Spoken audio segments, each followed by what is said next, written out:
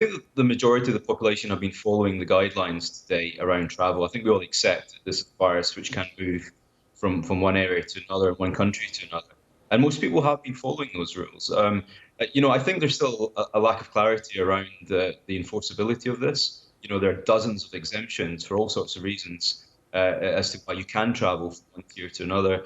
And I'm not convinced that there's enough detail in that and that the general public are aware of those rules which come into play 6 p.m. tonight. But I think on the whole, there was a majority of Parliament yesterday to support the overall measures, and I think that's important because we're all trying our But is it a best. confusing picture of the Conservatives appear to be speaking with different voices on this issue? Well, on the issue of the borders, and I think Oliver raises a very valid point. There are people, and this came up during the briefing today, there are people that cross the border between England and Scotland, and not just on a daily basis, but during the day for all sorts of reasons. And I think he's got every right to raise questions on behalf of his constituents in that respect, just the same as I do for my constituents in the west of Scotland.